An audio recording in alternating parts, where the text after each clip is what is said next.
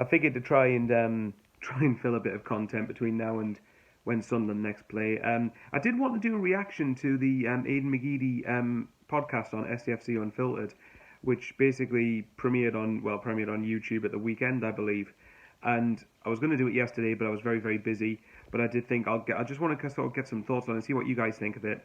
So basically, go and listen to it, because I'm not going to lie, I haven't listened to much of the SAFC Unfiltered podcast, but with McGeady, given everything that happened between him and Phil Parkinson, I was very keen to see what he actually had to say.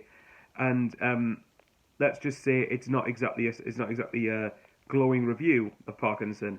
If you want the short version, basically from McGeady's perspective, felt that he was frozen out.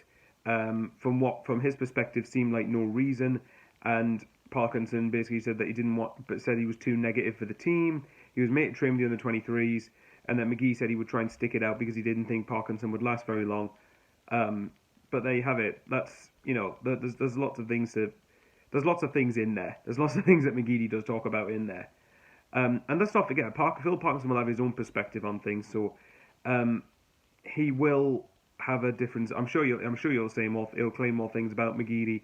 Obviously, for the situation on AIDEN MCGEADY, one of the big reasons, there was a couple of reasons. One of the reasons that apparently he was ostracised from the squad, again allegedly. I'm going to use that word a lot because obviously nothing's confirmed. No one's come out and confirmed this particular rumour. But basically, there were rumours of bullying, and it's kind of relevant at the moment because I know there was someone that's been doing the rounds on social media that's a 13-year-old, I believe, took his own life because of bullying. So first of all, rest in peace, mate.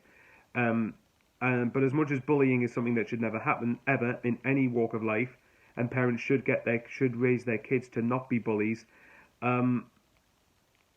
I'm struggling to believe. At first, but back to McGeady, I was struggling to believe. At first, I did actually believe I did say if the bullying thing was true, then fair enough, ostracize him from the squad, don't use him, and just let him leave in the window. But when you look at it now, if he was constantly training with the under-23s, surely if he was bullying people, wouldn't that be the last thing that you would do? Wouldn't that be the last thing you would do, but let him mix with a bunch of younger people? That's surely not going to create a good environment for the under-23s. Now, I know the under-23s last year did horrendously anyway, but I just can't see that. I can't see you letting him go with him if he's bullying people. And the second reason that apparently, because McGeady also claimed that before the start of this season, when we were obviously really right at the start of the pandemic, when we had like a 6-month break from football, he basically said, tried to get into Phil Parkinson's office 2 or 3 times and said, look, whatever it is I've allegedly done, I'm sorry, I want to play, I want to help the lads out. And Parkinson, again, according to McGeady, was like, oh, I'll think about it, and then never got back to him. So again, I'm just going off what McGeady has said. Again, Parkinson will have his own perspective on this. But if that is true, and McGeady has done that, then I think it shows how right the decision to get rid of Parkinson was. Because, anyway, but the second reason that he was given to not be in the squad was, we want to try and get the youngsters through. And yet they've barely featured. I think under Parkinson, the only times I can think of where they featured is in cup games. And that's it. Jack Diamond at Swindon probably, but that was only because Jordan Willis got an injury.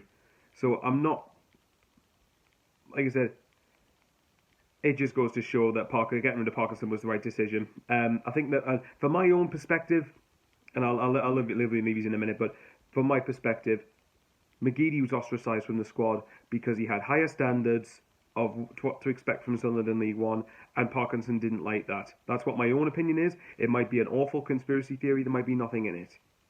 But that's what my own opinion of it is. Let me know what you think in the comments down below, what you think of the AIDEN MCGEADY interview, and I'll be interested to see what Parkinson's perspective coming up is. If you want me to talk about that, then fair enough. But if I don't see you guys, have a lovely Christmas, have a safe Christmas, and hopefully, first of all, football for Sunderland will be back soon enough. Start winning games, start climbing up the league, right up to the top of the league. We'll see. And obviously, hopefully fans will be able to go back to ground soon enough. But take care, guys. Stay safe and take care.